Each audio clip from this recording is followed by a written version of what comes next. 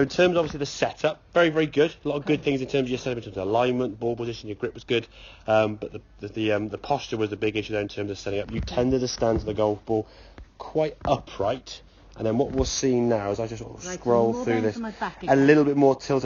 If you just watch this movement now, just watch how your knees kind of just squat down the left-hand side there. I think the camera's moving there, you can see that. You sort of just do this. And the more your knee, exactly. So the more the knees flex, the more upright you're going to have to be anyway. And then it's harder for you to rotate. So what we see now in terms of the swing, okay, you go back a lot further than you thought in fairness, because you're top of your backswing there.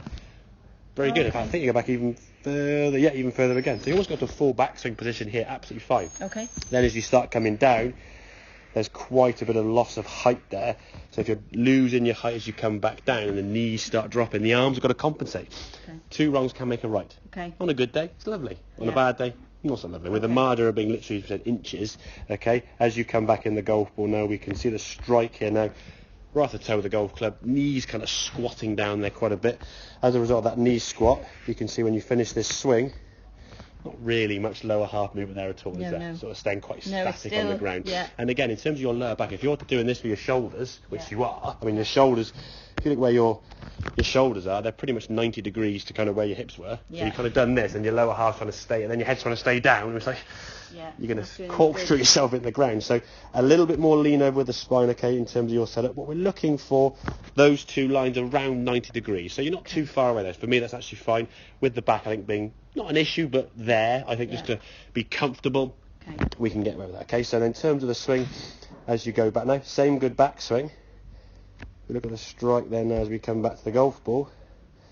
Little bit on the toey side, slightly, but in terms of the movement through the golf ball, look at that movement. Okay.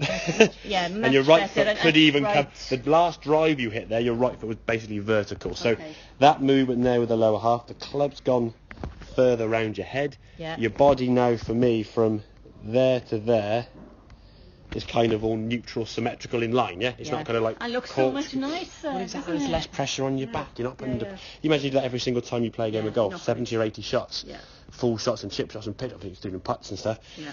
Next day, if you play twice, that's going to be 150 plus on the range hitting balls. Your back's after 200 shots a week, you'll be like, oh, that's a bit sore. I just need to remember to follow through. And well, but as you said, to follow through, you can't keep your head down, can you? Yeah, yeah. And that's the thing. If you're trying to keep your head down, keep your arms straight, you're locking things out, you're resisting so things. You're actually a lot looser. Yeah, exactly. I think for you, I think tension for me is one of the biggest killers in golf. It causes restricted movement.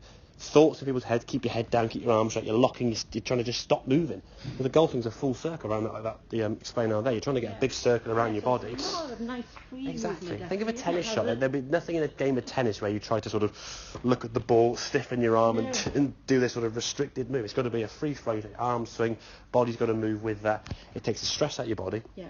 Improves the quality of your golf shots, and it makes the ball go further and straighter anyway. So, okay, makes sense. Yeah.